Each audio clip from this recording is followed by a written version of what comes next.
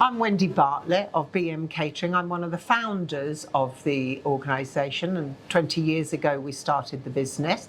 And I'm here with Kevin Macy, who's one of our superstar chefs. We employ lots of chefs, work with great teams, but Kevin has been particularly instrumental in our new ethos of eating with the earth in mind. Like you just said, eat with the earth in mind. It's more an ethos than it is a project or rules. It's an opportunity for us to look at how we approach food, how we write our menus, and how we can play our part in helping the earth. And how did the concept of this come to you? What was your interest? I started looking into carbon footprint and little things as to how we could make a big difference. So we came up with some of the ideas of reducing our animal intake, looking at our waste production and how we can reuse waste, and that's kind of how this project came into light. And for a customer, so when they're experiencing it, how will it look and feel to a customer as they come through one of our staff restaurants? We will have logos, Eat with the Earth in Mind logos, like Superman, everyone knows the S. Yeah. Hopefully, within time, everyone will know the Eat with the Earth in Mind logo.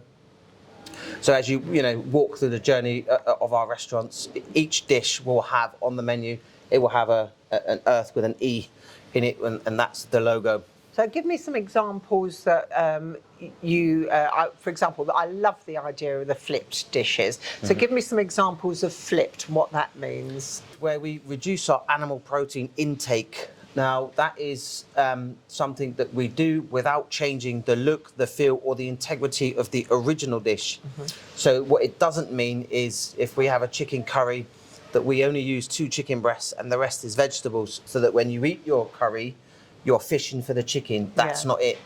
So we have, for example, we have lamb koftas. Lamb koftas are generally around about 120 grams of lamb mince. So what we've done is we've taken away 50% of the lamb mince and we've replaced that with either a plant protein or a vegetable. And in this case, we've done that with chickpeas. We've molded it, it's grilled, it looks like a kofta, it tastes like a kofta, it's equally delicious, but it only has 50% lamb. The underlying message throughout everything is, it's delicious food. We're at one of our sites today, and I was really excited by how excited you were when you were talking about the menu for next week here, and you were saying how the chef has automatically got this ethos already slightly embedded, and that you went through the menu and said, oh, look. So just give us an example of a menu and what's on next week that can be Eat with the Earth in mind. Yeah, absolutely. As you said, we was going through the menu this morning, and we have a beef lasagna on the menu, and half of that will be beef, the other half will be a plant-based mince. So that's a flip. We've got a barbecue pork shoulder. Half of the pork shoulder will be pulled king oyster mushrooms. Again, flip, only 50%. So the chefs were already doing it and they didn't even realize. Yeah. So I think that the huge excitement about this ethos is that, we are already doing elements of it, so we're just, retraining our brains and looking at different aspects of, how we write our menus. And actually what's really great is that I can still have a great lasagna, I can still have a great pork dish, and it has been flipped. But I think actually because the chefs are thinking more about the taste and flavour, not that our BM family chefs don't, but it's quite exciting for them to learn about new flavours and how to enhance products with the flavour and retain it. So it's much more thought about flavour as well, I thought. Right, yeah. So I thought that was really good. And does this mean, because having just done a vegan week, I have to say it's not my favourite option in life, but it doesn't mean to say everyone's got to turn into a vegan and vegetarian. We're not taking meat away, we're just cutting back on our animal protein intake for the environment. I think in my nan's days, they never used to eat meat every day. No. It was only on a Sunday roast. Yeah. I think these days we're very fortunate and to be able to have meat every day, but that does have an impact on the environment. We're looking at the way we structure our menus. So there's a big focus on our plant-based cooking. And I think that's the problem, is when you say to people it's vegan or vegetarian, they think, oh, you know, hippie, It's not going to have it's anything. a preconception. I know. Yeah. And also the other shame is that we have to tell people almost what's in the dish, because I swear, if you didn't have to tell them that half the pork was made up of mushroom, they wouldn't even notice it. Yeah. And that's key here, that when you eat these koftas or you eat these flip dishes, that, you know, you just eat them. Yes. You know, and you do not know that it's 50% less animal protein, and that's key. So just talk us through these two dishes. So Eat with the Earth in mind. Again, it's fish and chip day. It's Friday, very traditional. But you know, we're always looking at having a plant-based option, so that, you know, if you want fish and chips, and you know, and there's a group of people, and you know, you are vegan, but you know, you don't want to be left out, this is the option. So we have banana blossom. It's brined. It comes in from our great suppliers. It's battered and it's deep fried in a separate fryer.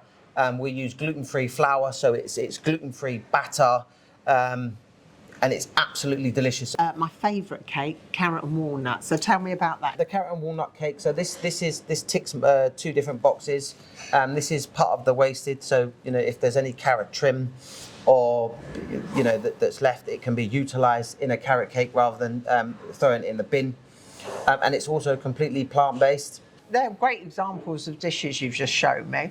Does that mean I'm just going to, as a BM family chef, am I just going to be given a pile of recipes and told to get on with it? So to our chefs, no, absolutely not. So this is more of an ethos than it is a concept. You know, I think the message, the underlying message here is that people understand what we're trying to achieve here, and that people go away armed with knowledge and create their own recipes, and then share that back with us, so that we can then share it amongst ourselves. Is it going to be more expensive for customers? You know, the animal protein, the meat or the fish, is always the most expensive part of the dish.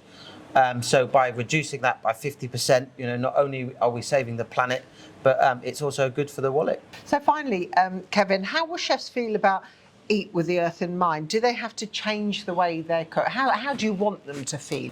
I'd like people to have a good understanding of what the ethos actually means. We're not telling people what to do, how to cook. All my chefs have all got free reign on their menu writing. All I ask them to do is write their menus based around some guidelines that I set. You know, so beef, lamb, and farm prawns are quite high up in, you know, the CO2 emissions. Yeah. So I ask them only to use those products once a week.